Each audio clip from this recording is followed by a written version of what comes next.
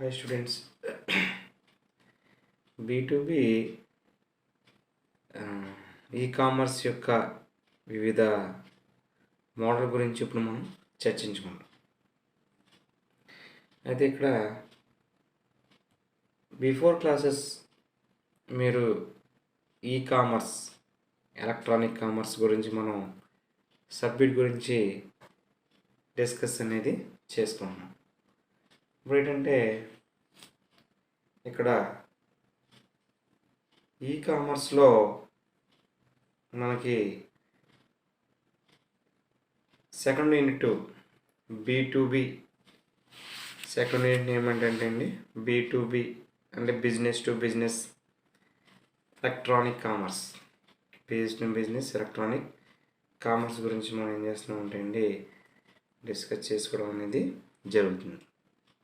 అయితే ఇప్పుడు ఇక్కడ బీ2బీ ఈ-కామర్స్ యొక్క వివిధ మోడల్ గురించి చర్చించాం. బిఫోర్ క్లాసెస్ ట్రాన్సాక్షన్ పార్టీల ఆధారంగా ఈ బిజినెస్ మోడల్ని వివరించాం. తర్వాత బిజినెస్ టు బిజినెస్ మోడల్ గురించి వివరించామండి.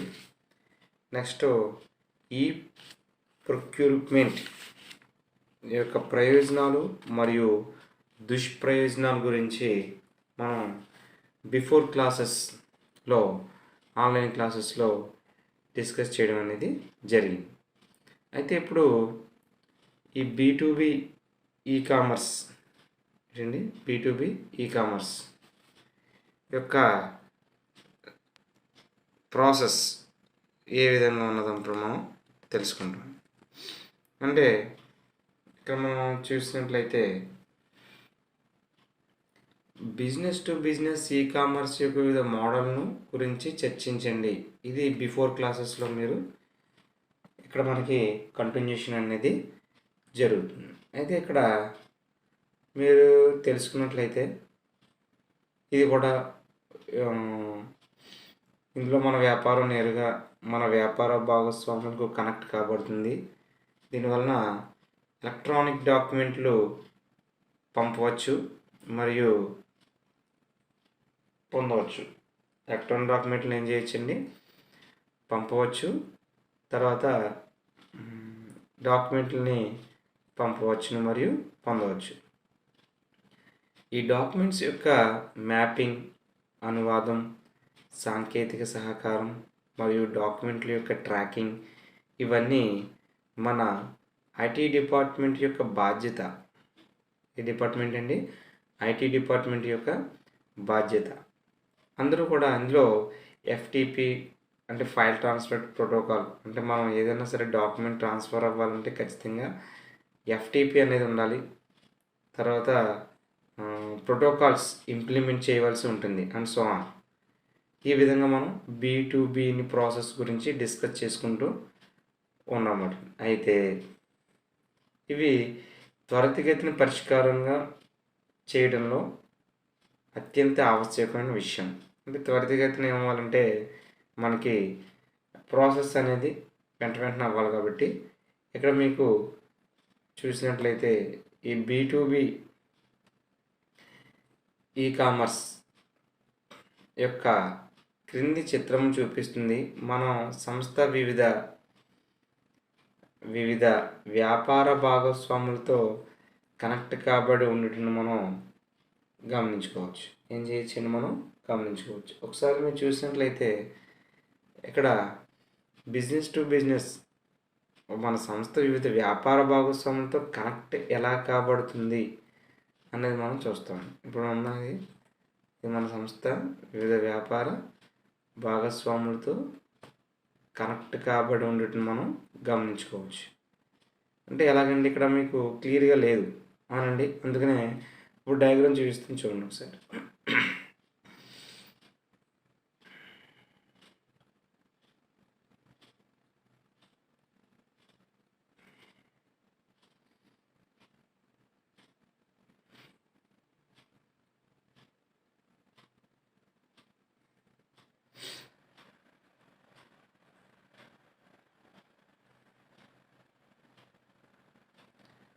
ఒకసారి మీరు చూసినట్లయితే డైరెక్ట్గా ఇందులో ఓపెన్ అవుతుందండి.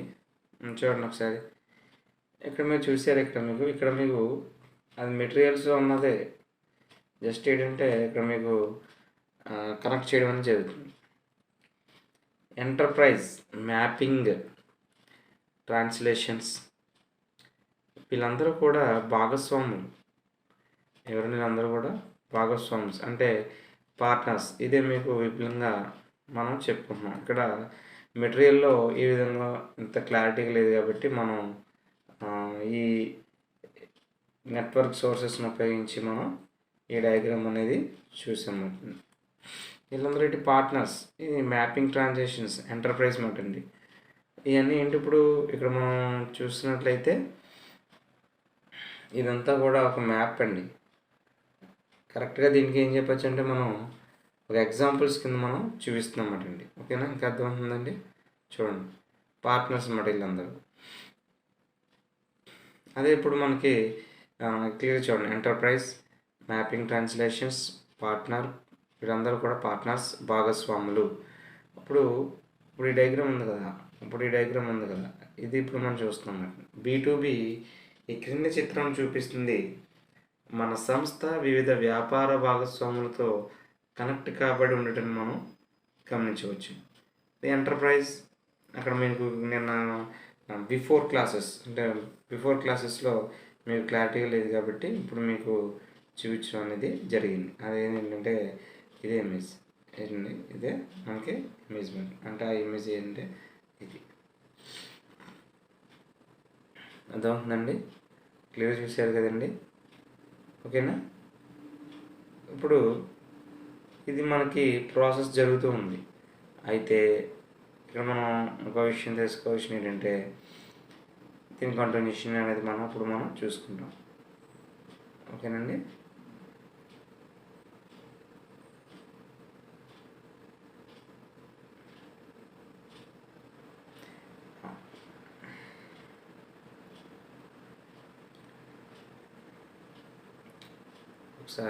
ఒకసారి చూడండి, దీని కంటిన్యూషన్.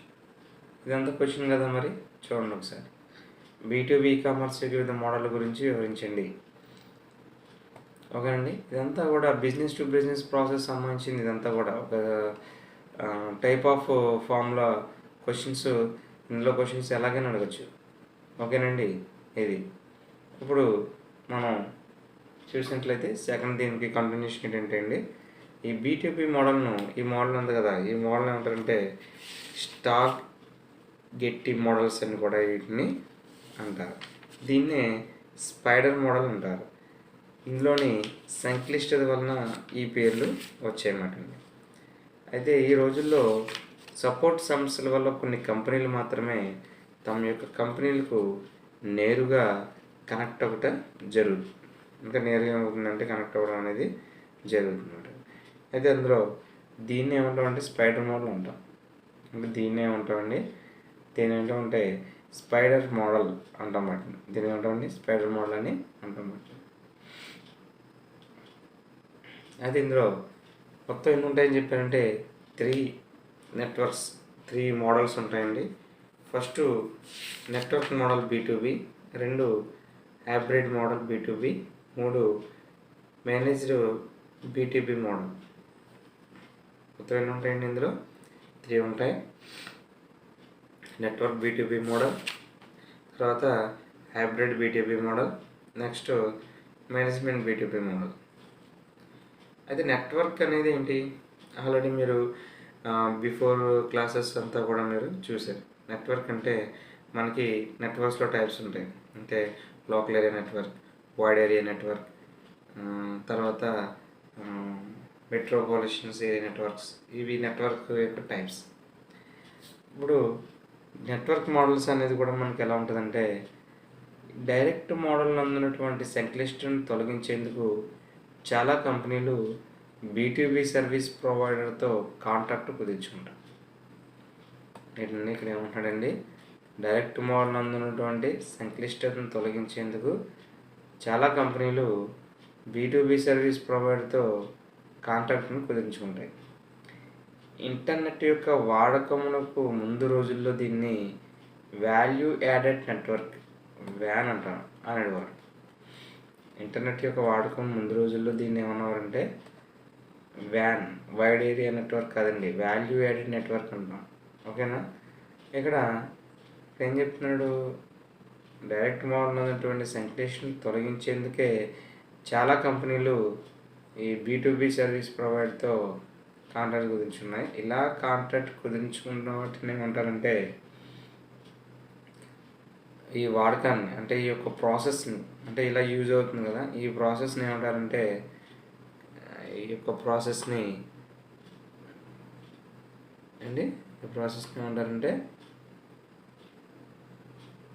ఏమంటారండి వ్యాన్ అని అనేవారు.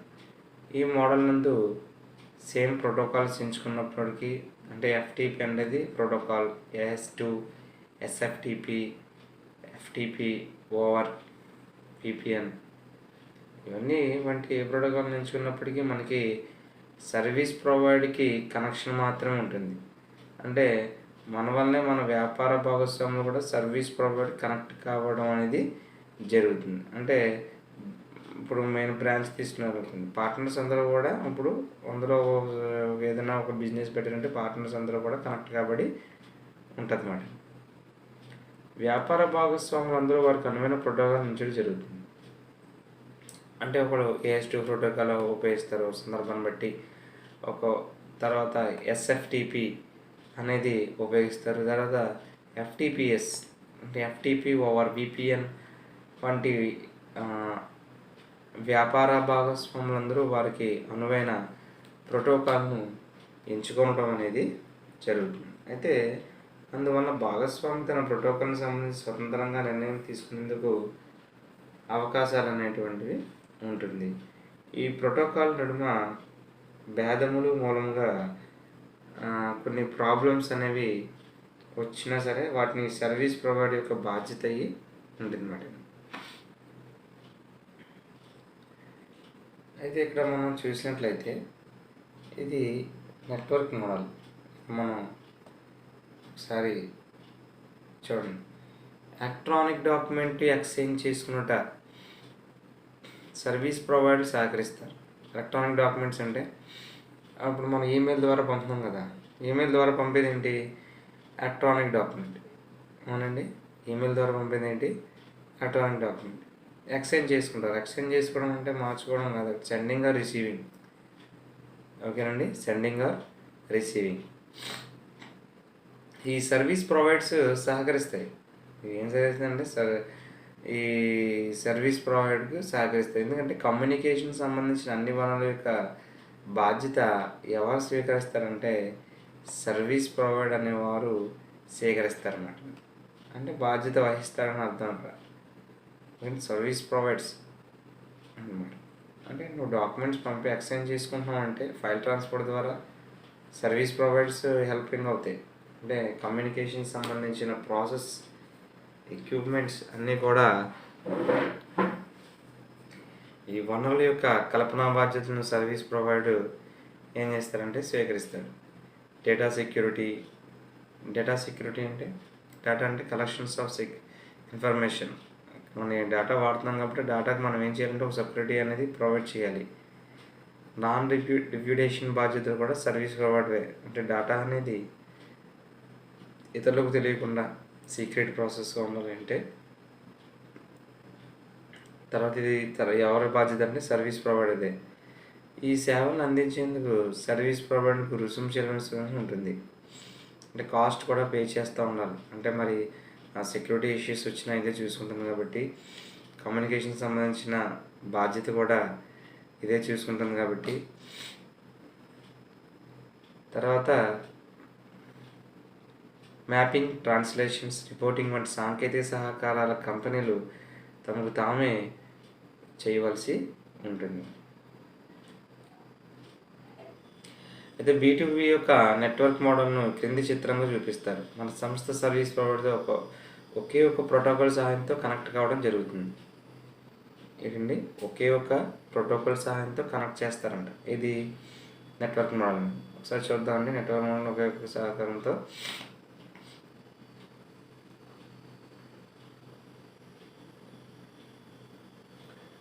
కాబట్టి జరుగుతుంది. ఇదే విధంగా ప్రతి వ్యాపారి భాగస్వామి కూడా వివిధ ప్రోటోకాల్ సాయంతో సర్వీస్ ప్రొవైడర్కు ఏం చేస్తారంటే కనెక్ట్ అవుతారు. అంటే ఎలాగా చూద్దాం ఒకసారి. ఎలా కనెక్ట్ అవుతారని చూద్దాం. ఇదిగోండి, ఇక్కడ మీరు చూసినట్లయితే ఇది సర్వీస్ ప్రొవైడర్, ఇది సర్వీస్ ప్రొవైడర్. ఇక్కడ పార్ట్నర్స్ అని ఉంటారు. అంటే నెట్వర్క్ ఇది సర్వీస్ ప్రొవైడర్ అన్నమాట. మ్యాపింగ్ ట్రాన్స్లేషన్స్, ఈ డయాగ్రామ్ చూసారా, ఇది సర్వీస్ ప్రొవైడర్ అనేది నెట్వర్క్. ఇది ఏం చెప్తున్నాను మీకు, ఇక్కడ క్లియర్గా డయాగ్రామ్ అంతుంది కాబట్టి ముందు చూపించిన డయాగ్రామ్ వేరు, ఇది ఓన్లీ మ్యాపింగ్ సంబంధించింది. ఓకేనండి. ఇక్కడ మీరు తెలిసినట్లయితే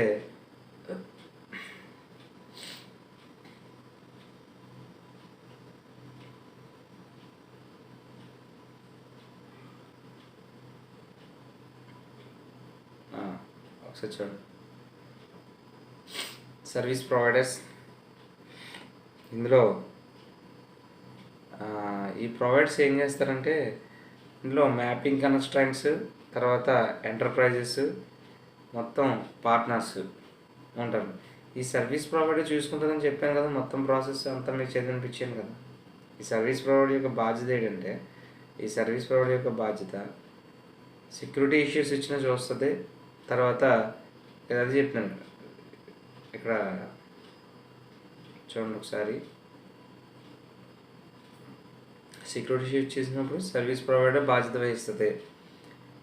ఓకేనండి. తర్వాత ఏం చెప్తుంది,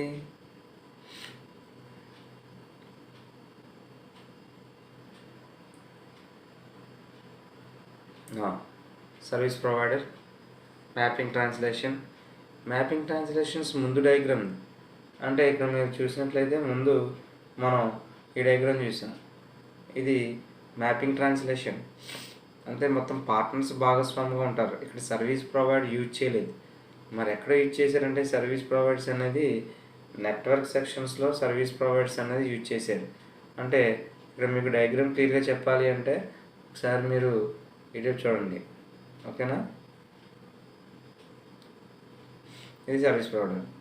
ఈ సర్వీస్ ప్రొవైడర్స్ని ఎక్కడ యూజ్ చేశారంటే నెట్వర్క్ దానికి యూజ్ చేశారు అనమాట.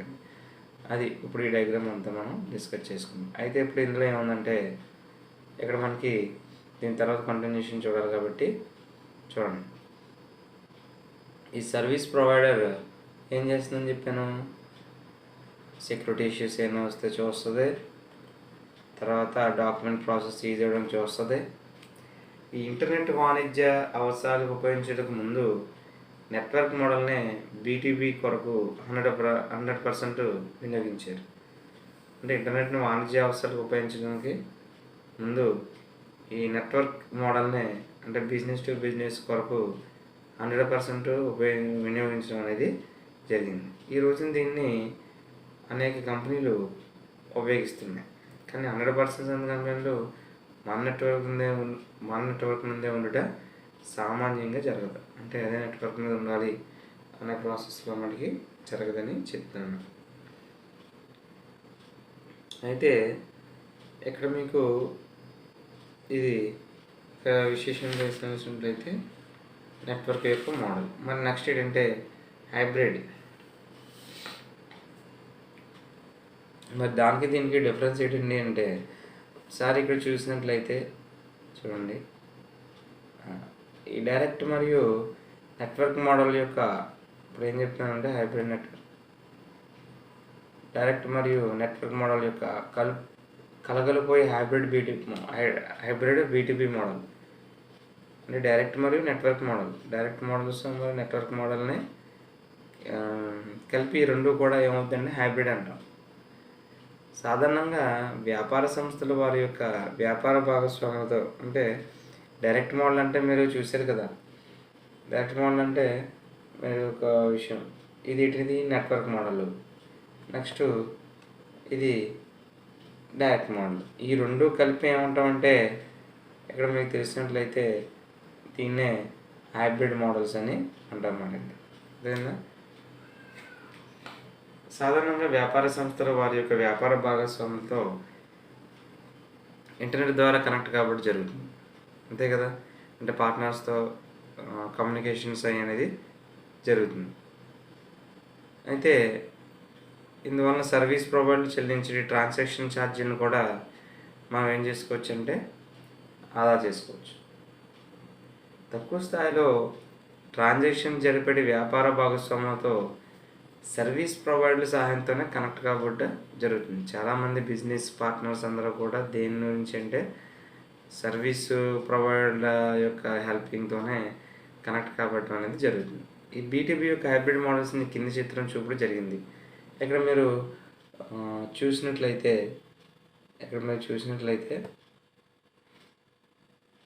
చూడండి ఒకసారి.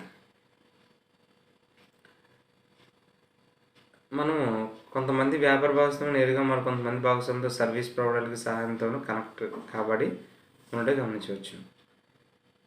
ఓకే, మీకు ఏం తెలుస్తుంది ఇక్కడ డయాగ్రాము? కొంతమంది వ్యాపార భాగస్వాములు నేరుగాని, కొంతమందితో సర్వీస్ ప్రొవైడర్తో. చూడండి ఒకసారి, ఇక్కడ మీకు డయాగ్రామ్ చూస్తాను, చూడండి.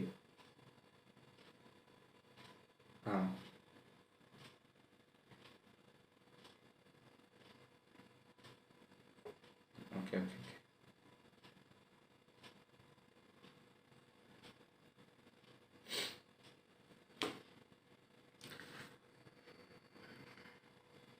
ఇక్కడ మీరు చూసినట్లయితే అంటే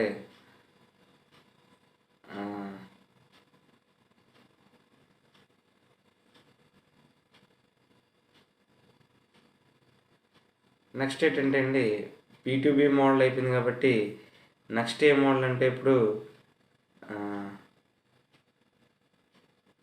నెక్స్ట్ ఏ మోడల్ అండి, ఒకసారి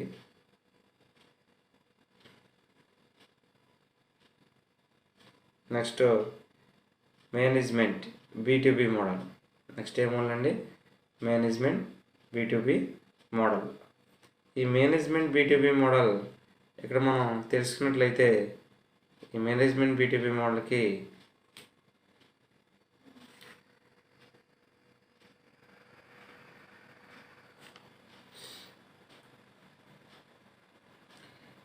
ఇక్కడ నెక్స్ట్ ఏంటంటే అండి, మేనేజ్ మోడల్ క్రింది చిత్రం ముందు చూపించడం జరిగింది.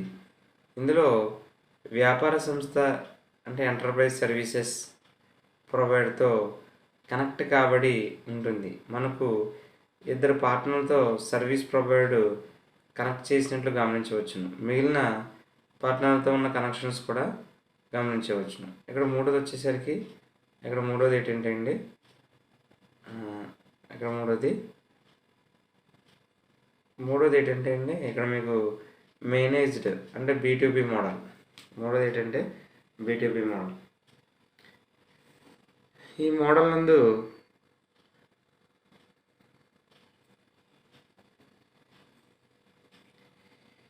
ఇక్కడ మీకు ఈ మోడల్ నందు B2B ప్రక్రియ మొత్తం అవుట్సోర్సింగ్ ప్రాతిపదికన బాహ్యమైన సర్వీస్ ప్రొవైడర్ ఇచ్చేయడం జరుగుతుంది. ఇందువలన అవసరమైన వనరులు తగ్గిపోతాయి, సంక్లిష్టత కూడా తగ్గిపోతుంది. మన ERP system SAP, Oracle, ETC నుంచి సర్వీస్ ప్రొవైడర్ నేరుగా వ్యాపార సంబంధిత డాక్యుమెంట్లను పొంది మ్యాపింగ్, ట్రాన్స్లేషన్స్ అంటే డాక్యుమెంట్ ట్రాకింగ్ వంటి ఆపరేషన్స్ను చేయవలసి ఉంటుంది.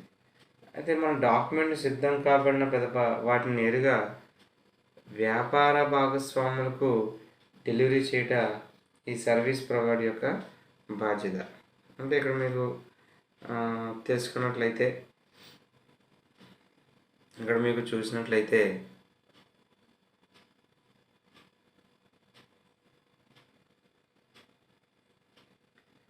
స్టక్ అయిపోయింది. ఇక్కడ మూడోది మీకు ఈ మోడల్ ముందు మూడో మోడల్ ఏంటంటే మేనేజ్మెంట్ మోడల్ చెప్పచ్చు. ఈ ప్రక్రియ మొత్తం కూడా అవుట్సోర్సింగ్ ప్రాతిపదిక పైన బాహ్యమైన సర్వీస్ ప్రొవైడర్కు ఇచ్చివేయడం అనేది జరుగుతుంది. ఇందువలన అవసరమైన వనరులు తగ్గిపోతాయి, సంక్లిష్టత కూడా తగ్గుతుంది. మన ERP సిస్టమ్స్ అయినటువంటి SAP, Oracle, ETC నుంచి సర్వీస్ ప్రొవైడర్ నేరుగా వ్యాపార సంబంధిత డాక్యుమెంట్లను పొంది మ్యాపింగ్, ట్రాన్స్లేషను, డాక్యుమెంట్ ట్రాకింగ్ వంటి ఆపరేషన్ చేయవలసి ఉంటుంది. అయితే మేనేజ్మెంట్ మోడల్ను మేనేజ్డ్ బీటీబీ మోడల్ ఈ చిత్రంలో చూపించడం జరుగుతుంది. ఇందులో వ్యాపార సంస్థ ఎంటర్ప్రైజ్ సర్వీస్ ప్రొవైడర్తో కనెక్ట్ కాబడి ఉంటుంది అన్నమాట. మనకు ఇద్దరు పార్ట్నర్లు సర్వీస్ ప్రొవైడ్ కనెక్ట్ చేయనట్లు గమనించగలం. మిగిలిన పార్ట్నర్స్తో ఉన్న కనెక్షన్స్ కూడా గమనించవచ్చు. ఇందులో మీకు డయాగ్రామ్ చూసినట్లయితే ఒకసారి మీకు ఇందులో చూస్తానండి. అదే నెక్స్ట్ క్లాస్లో కూడా మీకు ఇంకా క్లియర్గా దీని గురించి డయాగ్రామ్ చూద్దాం.